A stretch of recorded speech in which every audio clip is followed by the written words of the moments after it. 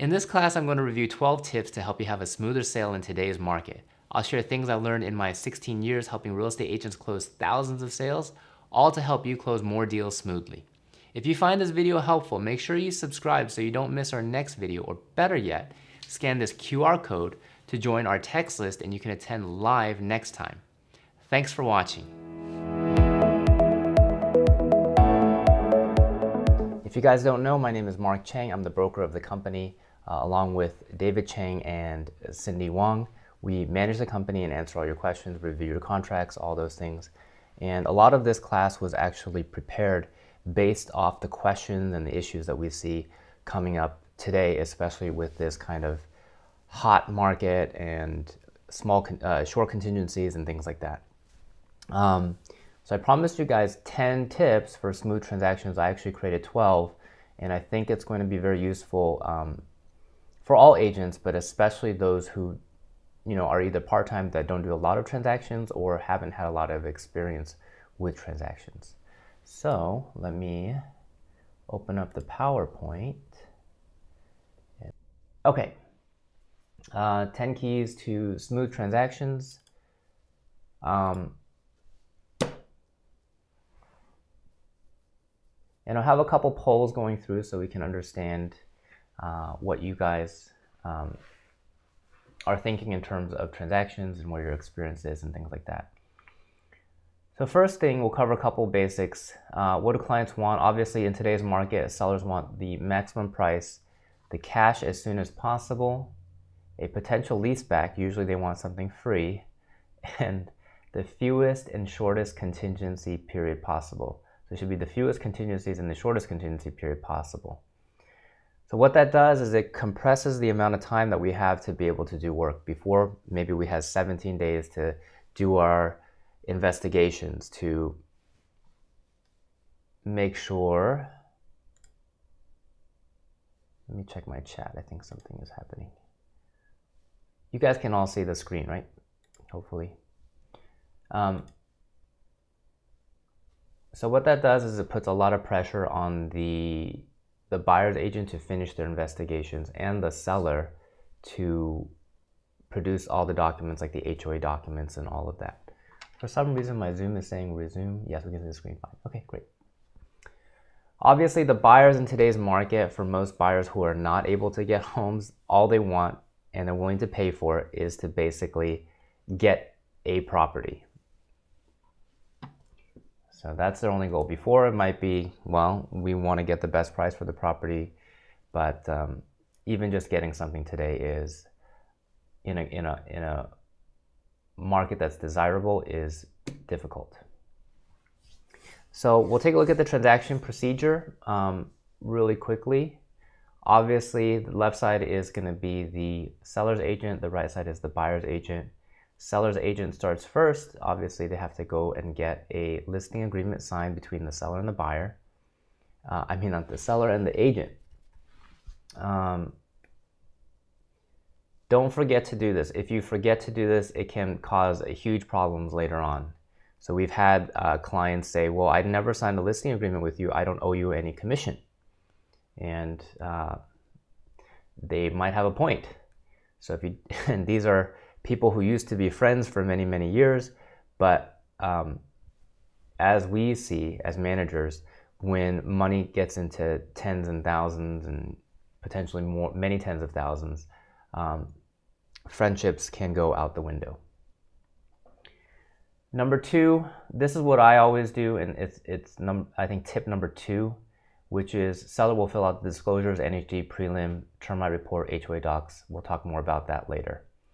Number 3, you start to receive offers, you negotiate the offer, you go into escrow. Buyer sends the deposit into escrow, so both the buyer's agent and the seller agent are now working on the transaction. Am I on the right screen page? It should say transaction procedure at the top. Is that right? Okay. For some reason, it keeps pausing my screen share. Okay.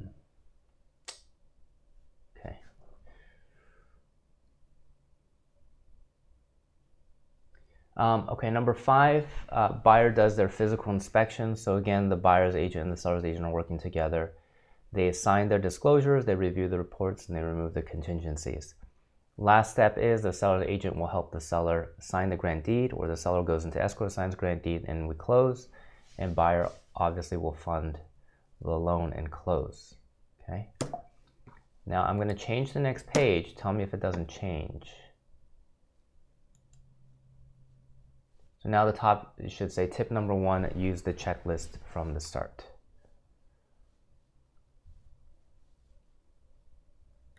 And then I'm actually going to change and we're going to look at the checklist. And I know a lot of you probably already have the checklist, but still same page. Okay. Well, yeah, strange. Okay, give me a second. We're going to download the checklist. Sorry, I should have had it ready. So we'll actually look at the checklist. I had it on my desktop originally, but no problem. We'll do it again. So the first tip is follow the checklist from the very start. So it is a complicated transaction with a lot of paperwork. And so you guys should be seeing the checklist now.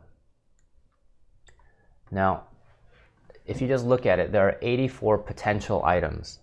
So it's very easy to forget one or two things. And then if you wait too long to get it, and it is an important item, such as maybe a TDS or a SPQ, and your buyer didn't get it, and then they remove their contingency, then it can be a problem. So just like the previous slide where we had seller step 1,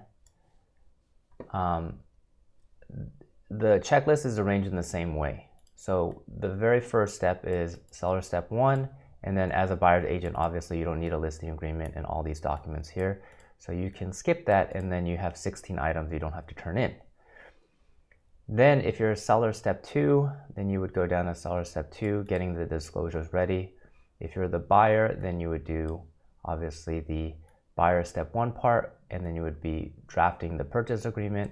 And the reason why we have all these kind of grouped together is because if you load the zip forms and you open up residential purchase agreement, all of these forms from here to here are all one packet. You just put in the RPA, all 1, 2, 3, 4, 5, 6, 7 forms will load up, and then you've taken care of 7. If you finish that, you take care of 7 of the items that we need to close the transaction.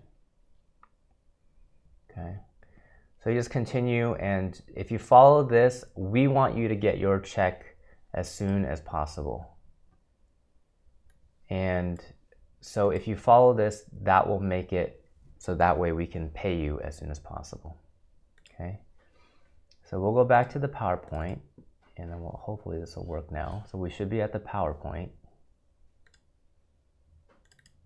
Okay. Tip number 2 is prepare the disclosures before the MLS input. Now, if you have not done a lot of listings, you are probably doing the disclosures after you get an offer. Now, most veteran agents, meaning most agents who do 12, 25, 50 transactions a year, they want everything streamlined. So what they do is the first appointment, when they are interviewing for the listing and they're getting that listing signed, they will go in and they will sign that listing. They won't actually get the disclosures filled out that day, which I think is good. You know, if you're at a listing appointment and if you're with from a stranger to a client, that appointment may take you an hour and a half, 2 hours. No one wants to go through another 20 pages of disclosures after that meeting. They've decided they've decided to hire you as their agent. That's a big win. Go home for that day and then come back, and either most likely you can just send them a DocuSign, and then they can fill out their disclosures that way. And I would do that right after you get the listing agreement. So that way you know what is happening with the property after right from the listing. So for example, if they had a leak and some of the flooring had to be replaced and there might be a mold report, those are all things that you want to know as soon as possible, and the disclosures will help you figure that out. The other thing is, for example, the NHD, the prelim, termite report, HOA documents, all of this stuff can take time. So in today's market where sellers want the shortest contingencies possible and buyers are willing to work that way, you need to have all the documents basically ready. Let's say there is a 7-day inspection contingency. That is not a lot of time. So ideally, by day 1, when you accept an offer, you can just give them a stack of reports. Here you go. By day 5, day 7, or in a lot of transactions, we are seeing that the buyer has to remove their inspection contingencies on the day they accept a counteroffer. And so an experienced listing agent will say, here's everything, you review it. If you're comfortable with it, remove your contingencies along with the counteroffer, and then we can get going with the next step of the transaction. So in today's market, this is really important. Make sure you get all this stuff filled out. Now, there are many things in here that actually escrow will help you order. The only thing in here that really costs any money is HOA documents. They won't work without any money. So your seller might say, okay, I have to pay $300, $400, $500 to get the HOA documents ready. And then, but everything else, if you order the NHD, you order the prelim, and a lot of termite companies will give you a free termite report. If you order those things, if for some reason the transaction doesn't go through, seller says, oh, well, we changed our mind, we couldn't find anything, we're gonna take it off the market. None of that costs the seller anything. So it is easy to order that ahead of time, and things like the NHD and the prelim and the HOA docs can be pre-ordered by escrow. So we are happy, Harvard Escrow, all the officers there are happy to order these things for you. Hold it on the side. Right when you get into escrow, they are off and running and they have everything they need. It helps them and helps you. So if you want to be a veteran listing agent, make sure you order everything before you even come on the market. Okay, tip number 1. Tip number 2. So tip number 1 was just the checklist. We went through the checklist really quick. I think the people who asked the question have seen the checklist. If you have questions, we can continue going through that. Tip number 3. I think this is something that is one of the most difficult things to teach. It comes with experience, and it comes with general just interacting with people. So if you haven't interacted with people, maybe your job doesn't require you to talk to people, or when I was younger, I wasn't that good with communication. That's probably, it's something that we can all get better at, including me. So client communication, super, super important. I would say more than half of the problems that we have to step into, so me, Cindy, David, if we have to step into a problem, a lot of times, I would say more than half the time, maybe more, maybe like 75% or more, if the agent was able to communicate better and explain things better, the problem wouldn't have happened. That's our job, but of course, if a client has a problem with you, that means they're probably not going to give you a referral.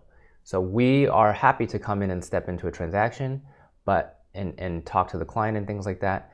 But it is often a sign that something was not communicated correctly. So sometimes we see agents and their clients arguing, okay? And that should happen, in my opinion, less than maybe 1% of the time, okay? Even if they are slightly demanding or whatever it is, you have to remember you're the professional. So sometimes you have to turn the other cheek and not get involved. I've seen some very nasty texts where people are insulting each other, and that is just not professional. Don't do it. And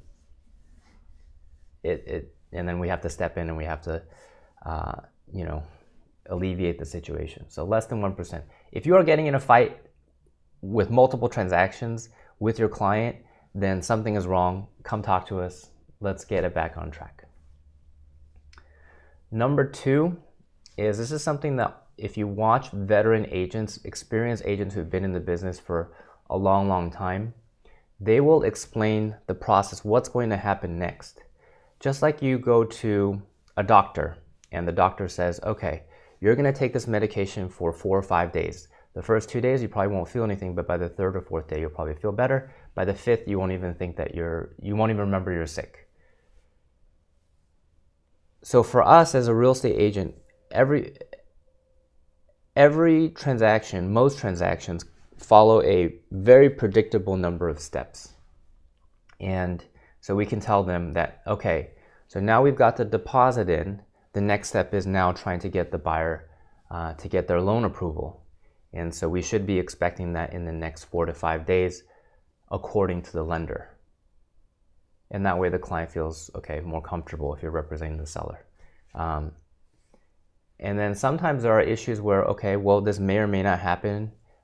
What's the worst case? What's the best case? So for example,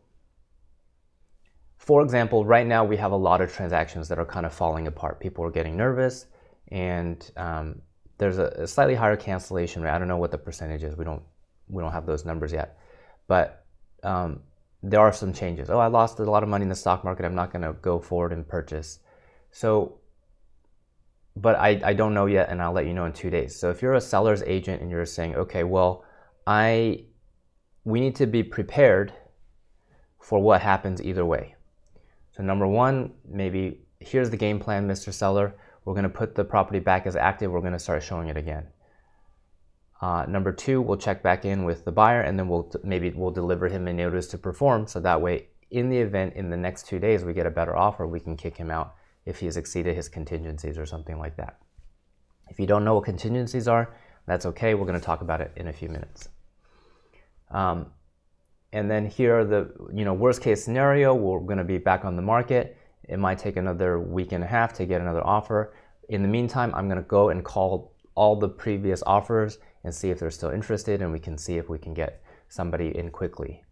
So if you communicate those things with your client will feel a lot better. They will trust you more, and if something does not go perfect, they're going to have a lot more leniency, and the transaction will go a lot smoother. And then scheduling. I took over 2 transactions in the last 6 months due to scheduling. And what happened was, basically the agent, both were listing side agents, and both agents basically said, okay, the move out date and the closing date is going to be, let's say date, January 5th. And so one client, okay, I'm going to fly back to my other home. I'm going to move out. So she had her whole home cleared out. Home was empty on January 5th. And then it didn't close for another week. And for some reason, the grant deed needed to get re-signed. And then like the homeowner had to come back and had to fly back. It was a real mess because the agent wasn't clear on what the schedule was to actually close. The other one was very simple. It was literally 1 day late, but that agent did not explain that, okay, when we funding is not closing. So the client heard funding and said, oh, funding means that I'm going to get my money on this date. And they didn't get that date. They didn't get the money because funding is the buyer's lender funding the loan, and then you would record the next date, the next day, and then the day after, the date that it closes, either you get the funds, or maybe if you're past the wiring deadline, you would get the money the next day. And so making sure to explain things to your client clearly is very important. So that particular client got upset. I thought I'm getting my money today. You guys are holding it up. And then would not talk to our agent. So I said, hey, why don't you come to the office? We'll sit down. So I sat with them in a conference room. And then I said, hey, let me get the lender on the phone. Lender, are you okay to fund today and then close tomorrow? And then let's get escrow on the phone. Escrow says, yes, we're all ready. There's no conditions left. You'll get the money on this date. And then I explained everything to the client. We signed an extension amendment with everybody, and then we closed smoothly. So in those cases where we as managers have to step into a transaction and we start meeting with the clients and basically take over the transactions, it's happened a lot. I had to take over another transaction where I had to drive out all the way to Fontana. I had to go through the home inspection. Basically, I was their agent for these transactions. And so whenever we do those kind of things, we will have to charge for the management time. So we are happy to answer all your questions in the office, but when we have to actually take over the transaction and do the transaction, we have to pay the managers. I don't want to ever do that. I would much rather you gain all the commission. Okay. The last thing is super important, which is by communicating with the client effectively, you're going to be delivering really good service. And if you ask for referrals, you will be able to build a long-lasting, productive business just based on that. Okay, there are a lot of agents out there that they started with 1, 2, 3, 4, 5 transactions, and the client said, "Oh, I love how he communicated with me. Every time I called him, he picked up. He was very responsive. Or if he couldn't pick up, he would text me and tell me, okay, I'm going to call you in at 5 p.m. or in 20 minutes or whatever." And because of that, the client referred all their friends and family. So that's a very, very good way to build a strong business. Okay. Another topic is not only cooperating with your clients, but also cooperating with the other agent. This is important because I see a lot of, it has gotten better over the last 10, 15 years. I think people realize this, but I used to see people on the phone all the time yelling at other agents, and the other agent would be yelling. When we're in a transaction, we should be, for the most part, cooperating. Now, yes, of course, we need to negotiate things like repairs and things like that. But yelling is usually, I've rarely ever had to yell at anybody during a transaction. So you're not enemies when you're in a transaction. You're really partners. You're both trying to, everybody is in the same boat. Everybody needs to row the same way to get to closing, okay? And yes, there's going to be sometimes where you need to negotiate things out between the buyer and the seller, but for the most part, you guys are on the same team. If you're calm and you're knowledgeable and you're cordial and you have that relationship in whatever area you work, other agents will know, okay? Or if you work with another agent often, so let's say you're a buyer's agent and you're bringing a lot of buyers, and then you're constantly running into a top agent in whatever market you're in. You don't want to burn bridges, so try to keep that relationship and that professionalism, professional relationship, so that way in the future it won't negatively affect your client. Because there are times when I have 10 offers here. 8 of the offers are from agents that I've worked with before, and number 9 and 10 I've worked with before too, and they just did not do a good job. Even if their offer is the same as the top offer, I'm going to try to give the chance to the better agent, because I know that agent will have a better chance at closing the transaction. It won't take me as much time and have as many issues as if I have experience with another agent who hasn't done as good of a job. So your professional reputation is very important. So that covers 1 and 2. Number 3, you should respect the other agent, and I've seen agents run into this issue where they will trust the other agent too much, like even when things don't make sense. So I have an example where we had an agent who was a listing agent representing the seller, and then she would contact the buyer's agent to get loan status updates, and they were past closing. So it was supposed to close, let's say, January 10th, and they're already at, I don't know, a week late, January 17th, and they said, when are you going to close? When are you going to close? When are you going to close? And the buyer's agent kept saying, okay, we're ready. We're going to close tomorrow. And then if that agent had, number 1, verified and called escrow, said, can we close tomorrow? The escrow would have told her or him, No, we can't. We haven't even received closing funds. We haven't even signed loan docs. So don't trust, and then make sure you call the right person. So if she even called the lender would have told her, okay, we're running into these issues. We're waiting for a verification of employment from the buyer's employer. They haven't gotten back to us. And then you'll know exactly what happened. And as long as you can tell that to your seller, they will be more understanding of what's going on. And then you can address the problem. And then if you need to draft an extension, you can do that. Okay, the one thing is that I see sometimes, especially when we're interviewing agents, is new agents will try to exaggerate their experience, or just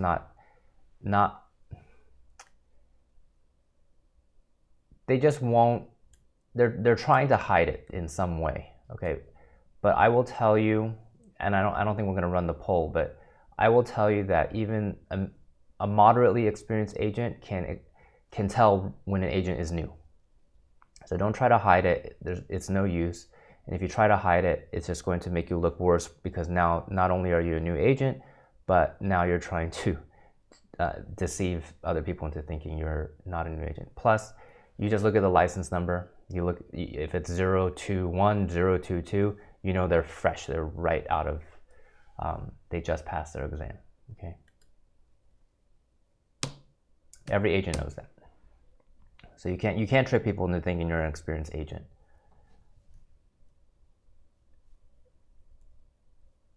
Tip number 5 is important, and important if you guys run into an issue. So number 1 is, if you guys think you're going to have an issue, you say, okay, I don't know if it's going to happen, but we might have an issue. Talk to us about it. We'll be able to tell you. We'll review all the paperwork and we'll tell you, okay, is this issue going to happen? The earlier you can give it to us, the more able we're going to be able to help you more. Because, for example, if you say, oh my gosh, my buyer isn't able to get a loan for some reason, they purchased without a loan contingency, and then we're supposed to close tomorrow, and then you hand it off to us, we have nothing we can do. It's very little that we can do in that case. But if you're, let's say, you're day 10 and it's a 20-day escrow, and you bring it to us, and you say, okay, well, the buyer's having an issue with the loan, this and that, we can review the loan and we can say, well, here are some options you can do. You can go hard money, you can do this, you can do that.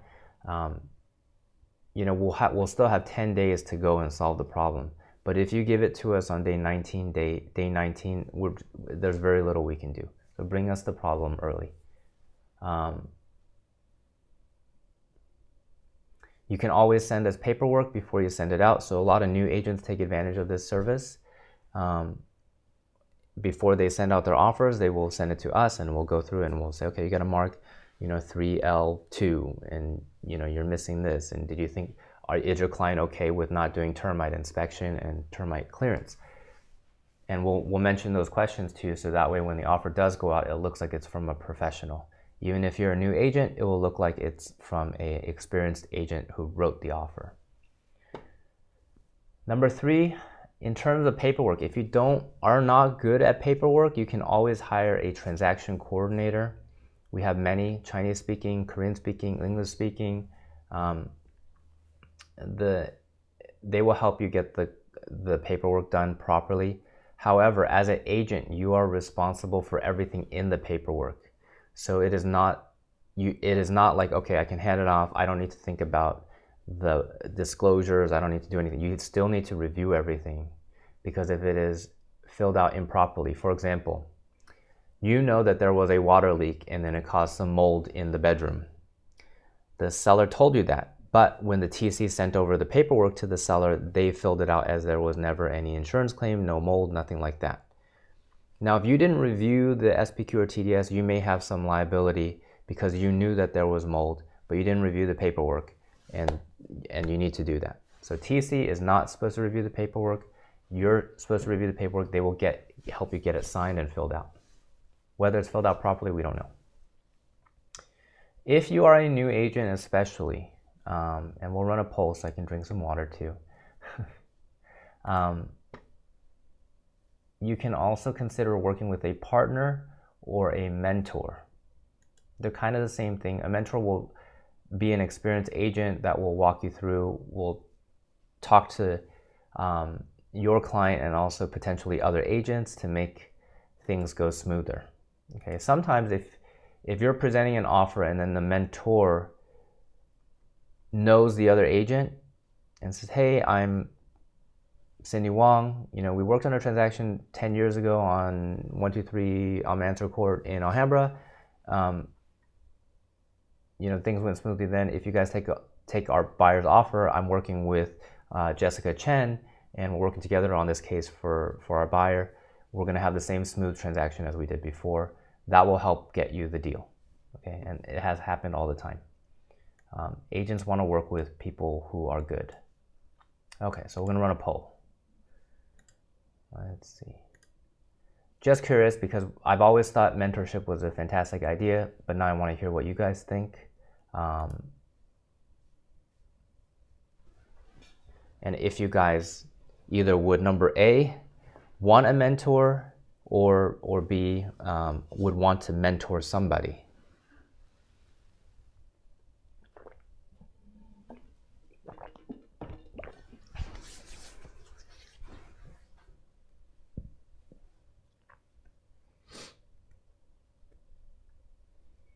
Now, obviously, each mentor will have their own system, and if enough people are interested in doing some type of mentorship, we will connect people who are.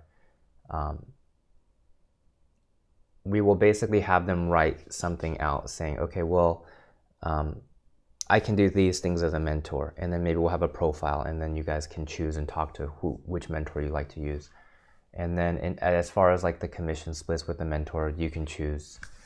You can talk to the mentor directly about that. We don't step in.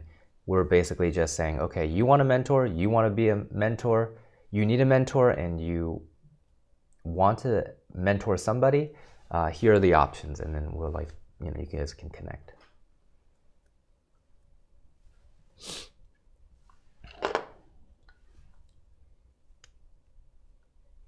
So this is if I were, I'll tell you, when I got in the business, right when I got in the business, I had multiple mentors that would not necessarily go on the transaction, but they were go on like appointments with me, but they would coach me and then tell me how to generate leads and what to say. And then if something failed, for example, I went to a listing appointment and I didn't get that listing, then they would say, okay, what'd you say? Next time you can say A, B, C, and then that can help you get the client next time.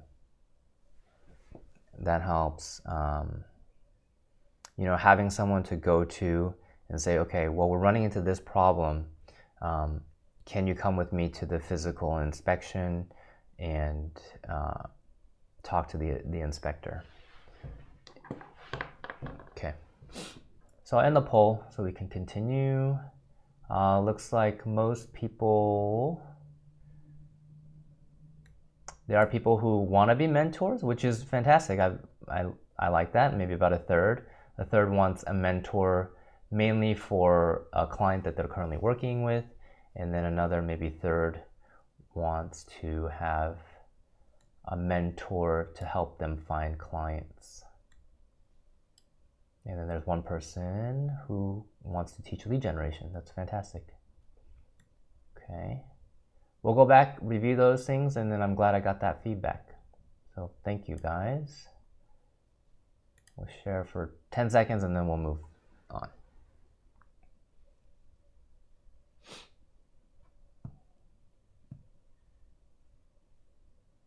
Okay, we're on tip 5 of 12. We're about halfway through. That's good. Here's another tip that I think is important. It's something that we've run into.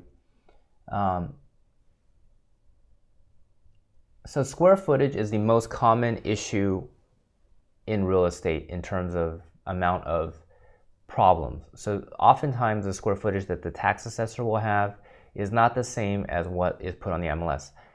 And what it is sometimes the listing agent will have a builder's plan. if maybe you're in Irvine and the builder says the property is 2,000 square feet, the tax assessor has it as 1,900 square feet, and that's perfectly fine. As long as you have a document stating that it is 1,900 square feet or whatever it is, whatever the builder said, I'm okay with that. But there are cases, and this is very silly, where there are many cases where the agent will take the old MLS listing and copy that square footage over. Now that doesn't count as proof because it wasn't from the builder, it wasn't from the tax assessor, it was just from the previous agent. Now the previous agent may or may not have been sued for misstating the square footage. Maybe at that time the agent was trying to make their client happy. Their client says, my house is actually 5,500 square feet. The tax assessor has it incorrect. It's not 4,500. And so it's a mistake, number one, to ever just trust the word of mouth of your client, and then it's a mistake to copy the old MLS onto your listing because now you are taking, Now you are taking the incorrect information and you are representing that that is the correct information. So now you're you will be found at fault if that's the case. So never copy the old MLS square footage, please. So the tip here is tip number 6, check realist before writing an offer. So we've also had a lot of newer buyers agents. They will write an offer based on the MLS square footage, and maybe, they said, oh, I'm going to do a good job. I went back and I did, the comparables and I compared everything, but they did one thing wrong, which is they didn't check that the MLS and the realist tax were the same square footage. So they're comparing, let's say 2,200 square feet against other 2,200 square feet homes, when the home based on the assessor's square footage is actually 1,800. So the value is going to be different on when they offer. And then, I've seen it where they go into escrow, and then because of our process and our procedure, we've gotten rid of almost all of these cases where the square footage is a problem. Then we make them check an initial next to the realist, and they'll send it in. They'll say, oh my God, and they'll call me and they said, oh my gosh, the square footage on the realist is different from the MLS. And I said, well, why didn't you check it before you wrote the offer? He said he didn't know.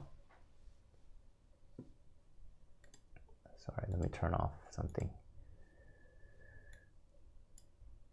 Okay, so check the realist before you write the offer, including the square footage of the lot, and then also school district. Sometimes bedrooms are also important, and I've seen bedrooms where they were advertised as a 10-bedroom house because someone had gone in and it divided each bedroom into 2 so they could rent it out on Airbnb or something. And then so if the bedrooms don't match, you also have to make sure you disclose that too. It's fine to sell that kind of house with a proper disclosure, but it is something to be careful of, and then you should talk to a manager to make sure you word that correctly. Okay. Recording stopped. Oh no. Okay. Okay, that's fine. So for the new agents, what is a contingency? It is a reason for the buyer to back out without losing their deposit. Sorry, I'm checking my storage. Okay. The most important thing is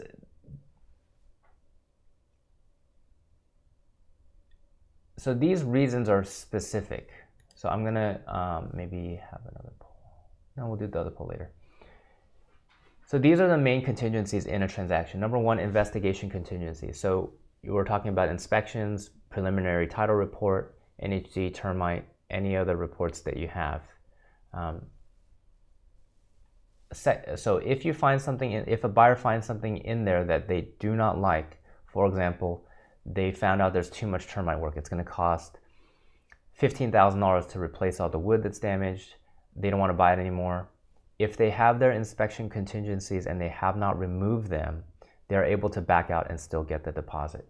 Same thing with the appraisal. If the appraisal comes in, let's say you purchased it for $1 million, appraisal comes in for $900,000.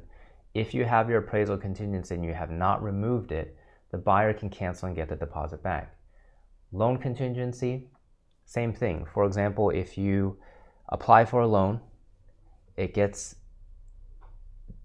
denied for some reason. For example, the borrower, the buyer, the job changed and he's not able to get the loan, or maybe they can't count some of the income. For example, they have a rental property, maybe they can't count the rental property, and then the loan is denied. That's perfectly fine. That falls under the loan contingency, and if you have that, then you can back out and get your deposit back because a loan is denied.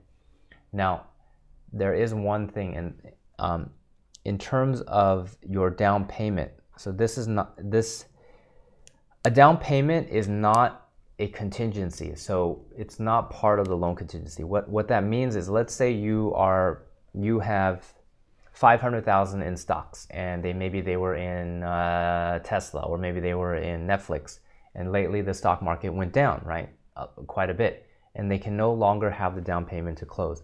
That is not a contingency to cancel the transaction. You will be losing. The seller should be able to take your deposit back, depending on the details based on that.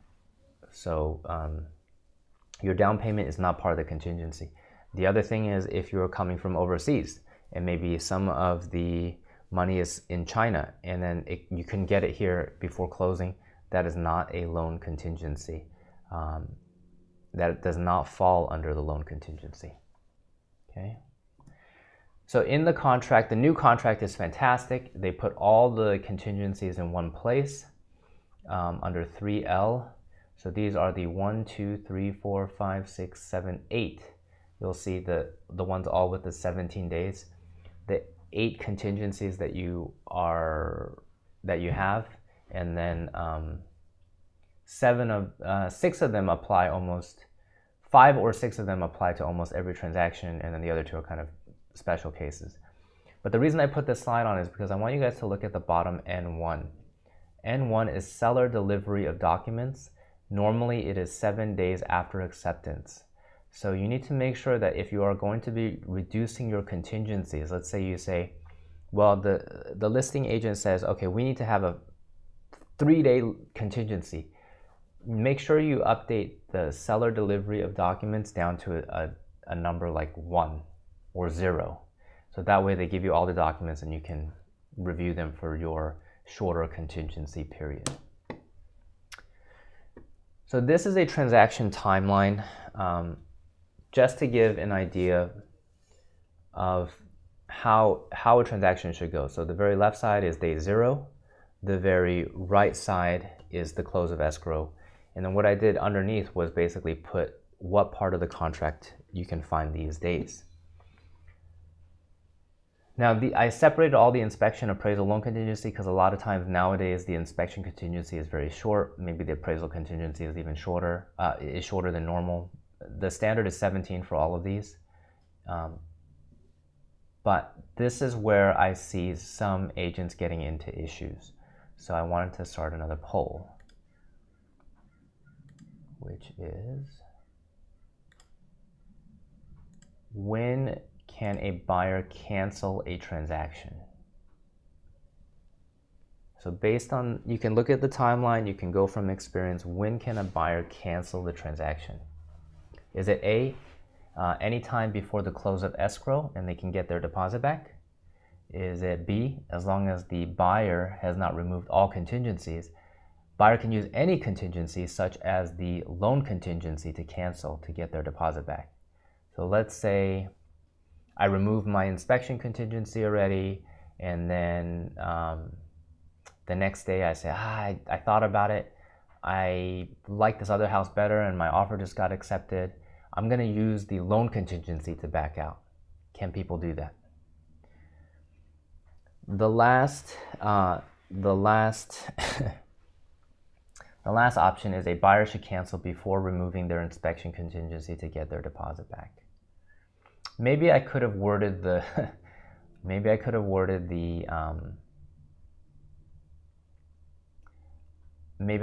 question better. So okay, let's go back because everyone is answering B, which is actually incorrect, based on what I wanted to write. So I'm going to reword that for the next class here. We're going to end and we're not going to share. So here's how I would view a transaction in today's market. Pretty much, we hardly ever, it is very rare for us to see when you have like multiple offers and then, you know, the listing agent is choosing an offer with like 50% down or a large down payment, we don't really see the loan contingency causing a problem. Most people who open escrow with a loan officer, the listing agent will call the loan officer and say, hey, I just wanted to ask you, you know, did Mr. Johnson send in their income statements and credit statements? Are they qualified for the loan? What's their FICO? You know, looks good. Okay, then I'm not worried about the loan contingency. The second thing is appraisal contingency. Most of the time, a lot of the time today is waived because the market went like this, or this, I guess would be the way you guys see it. The market went like that. So appraisal is usually, you know, they're looking at values for the last 3 months. So they may not catch up. So any hot market where the price is going up, you always have the potential to have an appraisal issue, especially in communities where there aren't a lot of sales, like high-end, maybe beach homes. You know, you might have to look at a property that sold 6 months ago to compare to. So usually appraisal contingency is waived anyway. So what I would say is today you need to treat, if you were to look at the transaction like a marriage or a relationship, and you know, part of it is dating, part of it is marriage, and then the other part is after you get married. You know, when you want to break up with somebody, let's say you're going to break up with somebody and you want to end the relationship, you don't want to wait till the last minute. You're already married, maybe you have kids. You don't want to break up when you have already committed so much and then you're tied up together. You're going to have, you know, some potentially financial loss, like the deposit or something like that. So I would look at it that way. So when is the point that you are married to this person and you basically, if you end up getting a divorce, there's going to be some problems associated with it. This is the point that in today's transaction is really what I guess would be the wedding day. Inspection contingency. Okay. If you are, you know, you're in the beginning, you're still dating and you're finding out things about the property. Okay, I found out, well, the foundation has a crack in it. The roof has a problem. The HVAC needs to be replaced. If you do it before the wedding day, which is the inspection contingency due date, you can break up with this person and there's really no issues, okay? There's no issues. You're just dating, so it's not a big deal. You date somebody and then you break up. It's fine. You don't have to go through a court divorce or anything. Once you pass that date, you're talking about an appraisal contingency or a loan contingency, more likely the loan contingency. You can't use just any contingency to cancel. There's a reason they're separated, and what it means is if for some reason you've removed your inspection contingency and then you decide, oh, this home is not the right home for me, you can't just tell the other party and say, hey, the loan didn't go through.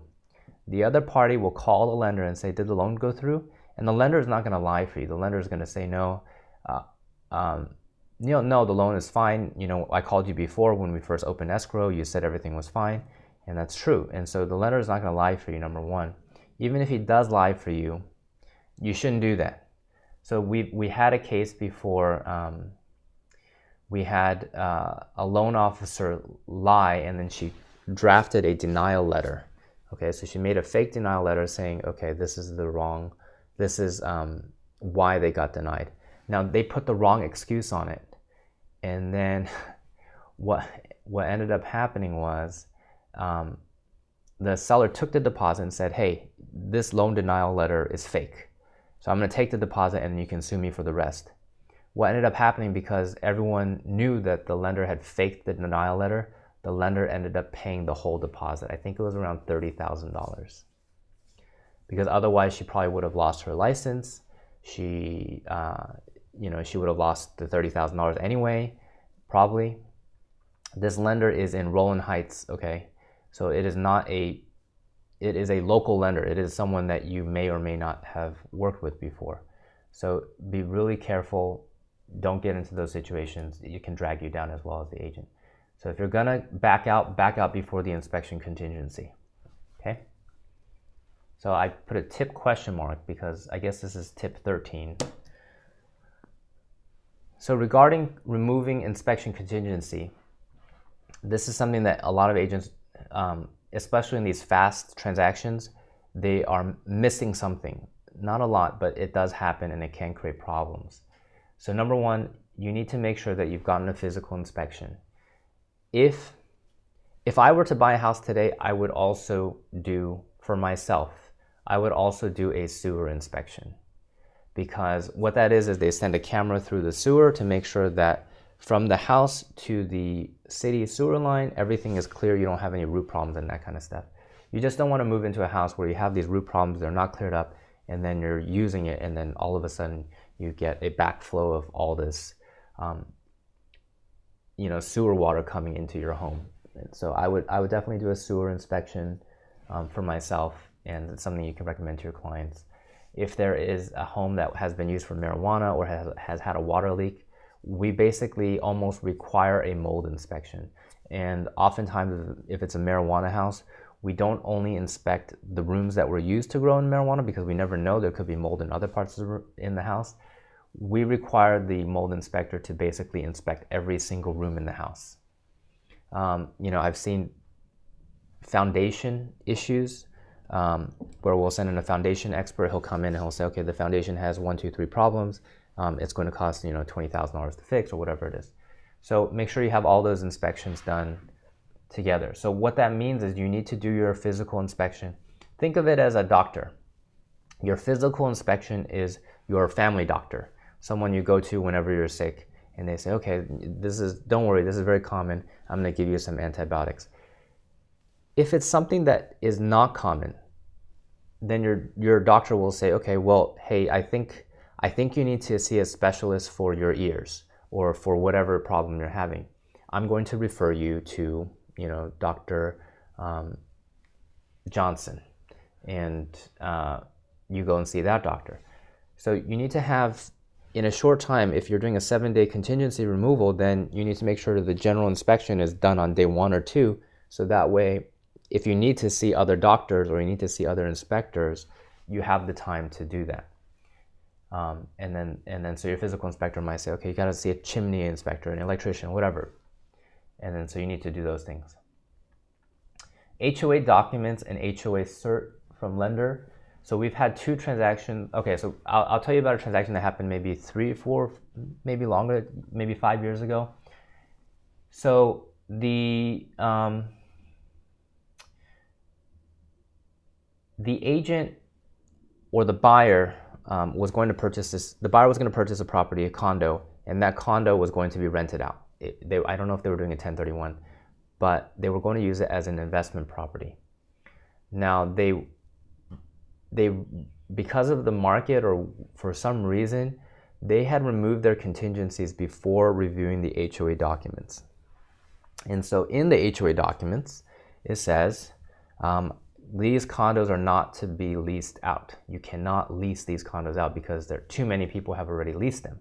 So you have to apply and all that stuff. So basically when they closed, the seller tried to put a for lease sign in front, and the HOA said you can't lease this property. It's in the HOAs. Did you review them?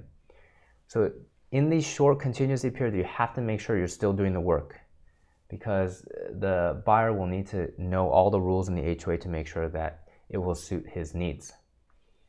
Another thing, we've ran into this twice, which is everything will be fine in the HOA documents. The seller will not disclose anything, but what happens is the lender will send out what they call an HOA cert. Now, HOA cert is basically anytime you have a condominium, the lender will need to make sure that that the community is safe and there's no issues such as a lawsuit. Because sometimes if you have a lawsuit with an HOA, let's say it's a big HOA, 100 homes, and they all have this termite issue, and it's going to cost you $1 million to repair all the issues for some reason. That will come up in an HOA cert, because one of the questions is, are there any pending litigation? And so twice in the past few months, we've seen it where the HOA cert will come back and it will say, well, there's pending litigation, or the litigation has been complete, and there's an agreement, but the work hasn't been completed yet. And in that case, the lender says, we cannot lend on the property. We can't lend on the property. You have to find another lender. And this is a Fannie Mae guideline, which means that every lender has to follow the same guidelines. That means your only option is going to be a hard money lender. So in those cases, you need to know that before you remove your inspection contingency. And then all your seller disclosures too. Okay? So you need to complete these investigations 100% before you remove your contingencies. Otherwise, you remove the contingency and your buyer loses their deposit. Who are they going to ask to repay the deposit? It's going to be their agent. Hey, you told me to remove contingencies, and we hadn't finished everything, and I didn't know about this. You were the one who's supposed to show it to me. Okay. Number 8, also related to the loan process. So if you are a buyer's agent, this is for both the buyer's agent and the seller's agent. So even when I was a listing agent, I would constantly call the buyer's lender to make sure that the loan is proceeding, because you can tell weeks in advance if the loan is not on track. So if, for example, they don't expect loan docs soon enough, we're not going to be able to sign loan docs soon enough, and we're not going to be able to fund soon enough, then we're not going to close soon enough, and then it throws off the whole transaction. You need to tackle it right away. So my advice is, throughout the transaction, whether you're a buyer's agent or a listing agent, call the lender every 2-3 days, and then toward the end of the transaction, you need to be calling basically every day. Say, hey, did the loan docs get in yet? When are we expecting them? Tomorrow? Okay, great, then I'll talk to you tomorrow. And you just keep pushing and pushing. And then you can follow up with an email, request number 1. You told me the loan docs are going to be set up for tomorrow. And then the next day, like request number 2, did we get the loan docs yet? And then you just have a paper trail of where you're following up, so that way no one can blame you and say, hey, you didn't do your job. Say, it wasn't me. I did everything right. I followed up. The lender dropped the ball. Okay. So if you don't know, most of the time, if you're a newer agent, loan funding needs to happen the day before closing usually. Okay, just assume it that way. The day before closing, the loan needs to be funded, meaning, whoever's a lender needs to put the money into escrow or title, and then you can close the next day. Now, to get that to happen, you also need to sign loan docs, usually maybe about a week before. So if you haven't signed loan docs, you're approaching closing date, maybe closing date's tomorrow, you know something's wrong, and you need to get an extension filled out. Okay. Removing loan contingency. This is one that it's kind of a basic, but it's good to mention. We are not loan officers. So we prepare this contingency removal form, and if you haven't seen it, it basically says I remove 1, 2, 3, 4, 5 contingencies, or at the bottom it can say I remove all the contingencies, meaning my deposit is basically non-refundable. Now, if you are preparing the form, but you are not the one who decides whether or not the loan contingency can be removed. The only person who can tell you whether the contingency can be removed is who? The buyer themselves. But they don't know anything about the loan. You need to tell the buyer to say, hey, why don't you talk to your lender? And then when the lender says it's okay to remove the contingency, you tell me in writing that we need to prepare the form to remove the contingency. The reason we do that is because we cannot coordinate with the lender directly, because they are not our client. If they give us an instruction to remove the contingency, we're not supposed to listen to the lender. We need to listen to the client directly. And so our advice has always been, any instruction to remove loan contingency, make sure you get it in a written form, meaning usually, for me, text message. Hey, did your lender say it was okay to remove loan contingency? Then he'll reply, yes. And that's it. Easy as that. Then you're protected. No one can blame you for removing loan contingency because you told them to go to check with their lender. Lenders are super important. If you guys need a good lender, we do have some in-house, very reliable, short closing periods, that kind of, the rates are all going up. Nothing we can do about that, but in terms of service, I don't think anyone's better. Okay, and we have more control because we're on top of them. And if you have an issue, which we almost never do with our lenders, our loan officers, you can contact me and I'll get it fixed. Handling repairs smoothly. So it's 11, so we're a little bit past. I tried my best, but if you have a couple more minutes, we can go through these, and these are important. So handle repairs smoothly. So number one, avoid a common mistake.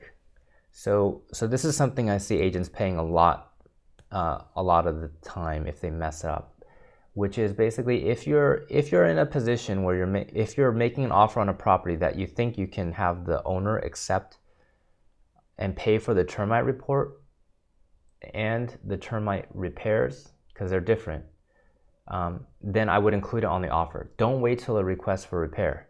It's 10 times easier to get it accepted with the offer than if you say, okay, I did my termite inspection, I did a physical inspection, I want you to credit me $8,000, $2,000 for repairs, and then, or $5,000 for repairs, $3,000 for termite tenting. If you already put it in the offer, then you don't have to worry about the $3,000. You can just focus on the actual, any repairs that come from the physical inspection. Okay. Now, in terms of repairs, number 3 is we don't want to be involved in the house fixing business. We are not here to fix houses, number 1. Number 2, it may delay the transaction. Let's say you have 20 items to fix. Oh, my handyman's busy, he can't do anything. We don't want to be involved in that. The best way to treat any kind of repair is to just give money back and forth, whatever which way, okay?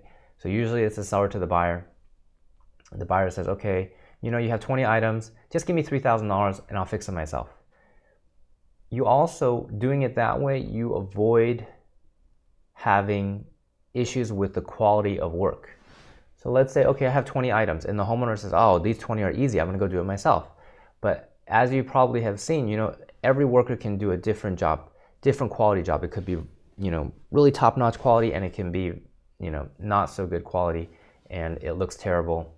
And if it looks terrible, then you have another issue to solve later. There's no good and bad money. It's just a number. $5 is $5, $1,000 is $1,000. Do it that way. And then also, it just makes it so much easier. No delays in the transaction. So I want to explain, because not everyone understands how the request for repair process works. So this is the request for repair form. It's called RR. It might be an older version, I'm not sure. But basically, the buyer has a top section that they say, okay, I want to make this request. I have 20 items on the attached addendum. I want these 20 items fixed, or I want $10,000 or whatever it is, $5,000 or whatever it is. Then underneath that, there's a section that says what the seller's response is. Now, if the seller's response is not able to be put into that little section, then the seller will draft a form called RRRR, which is response, seller's response, and buyer reply to request for repair. So he'll respond, okay, instead of giving you $8,000, I forgot what I said, $8,000, I will give you $3,000. And the buyer says, okay, fine, it's a hot market, I don't mind, you give me something, then I sign off on it. Both agreements, whether you use the RR and or the quadruple R, the 4 R's, at the end of the agreement, let's say the buyer and the seller, they agree, they're together. At the end of the agreement, the buyer is supposed to remove their contingencies. Now, here's my advice to listing agents who aren't familiar. This should be for all contingencies. So that means that basically once we agree to this request for repair, you have no reason to back out. You have to continue with the sale, and then your deposit is basically non-refundable. Now, what does that mean? That means, number one, you have to have done all your inspections. The buyer have to have done all their inspections. They also have to have done their appraisal if there's an appraisal contingency. Everything, basically, this is the final negotiation before you remove all your contingencies. Okay, so make sure you get that all. And so as a listing agent, you should always draft a contingency removal and then check the box that says remove all contingencies, and then send that to the buyer together with your response. And the buyer, once they agree, they have to understand, I no longer have a reason to back out, but at least the seller is giving me $3,000. Okay. Someone had mentioned this, tip number 11. So I think the contract is, I don't know, 16, 18, I don't know how many pages. It's a lot of pages. But really, there's only a few different deadlines. And so if you wanted to simplify the transaction, you can look at the table on the right. This is really what the contract says. Okay, what is the acceptance date? That's day 0, right? The escrow deposit is due this date. Sellers to provide disclosures this date. The inspections, contingencies, reports, HOA contingency needs to be removed on this date. Appraisal, loan, and then closing. So this is a timeline and a calendar. So my suggestion is your TC should be, if you're using a transaction coordinator, they will produce something like this. If you are using our escrow and you mention, hey, can you send me a transaction calendar? They will do this for you too. Any of our escrows officers. So they will do this for you, and then they will make sure it's correct, because sometimes there's holidays, sometimes there's weekends, all those calculations. And really, as an agent, maybe you should know how to do this yourself, but it's easier, of course, if someone else does it. But you have to double check it. In terms of extensions, so if for some reason you can't meet one of these days, you need to make sure that you're getting an extension in writing from both parties. If you do not, you risk the chance of getting canceled. I will tell you a story. One of our agents wanted to sell their property, and they went into escrow, and then in the middle of escrow they were like, oh, we can't find anything to buy. Can you help me cancel this buyer out? And then they tried to negotiate with the buyer. The buyer did not want to cancel. So we just, toward the end of the transaction, we said, okay, we're going to deliver you a demand to close escrow, and you need to close within 3 days. Now, the buyer's agent was late one day late, and we canceled him. Okay? We canceled him. Our agent ended up getting to keep the property, and so 1 day late. If you don't have a written extension, it's not guaranteed. Make sure you get that in writing. Okay, otherwise your client will not come back to you. Number one, that's like the best case scenario, because if you lose their deals are very, very hard to come by. They're not going to want to work with you, number one. Number two, if you lose your deal, I don't know, can they sue? I don't know. We've never had a case like that, but I certainly wouldn't want to be in that position, so I don't want you guys to be in that position. Okay, tip number 12, which should be our last tip. Resolving issues. So let's say you do have an issue with a transaction, and the buyer and the seller are not getting along. Never let them meet. Okay. Sometimes, I don't know. Maybe it's a thing that maybe agents did in the past, but it definitely never let your buyer and seller meet, even if the agents are there. You could end up having some type of. You can make it. It almost always makes the problem worse. Okay, and then also make sure you talk to us for advice. You should have my cell phone, Cindy's cell phone, David's cell phone. We have done thousands and thousands and thousands of transactions, so we should know how to take care of the problem that you have. And so come talk to us. Any changes, any agreements, they should be in writing. And if you have to, you can always use text message, chat, and email. Okay? I hope you enjoyed this class. Be sure to subscribe and scan this QR code so you can join us live next time. Thanks for watching.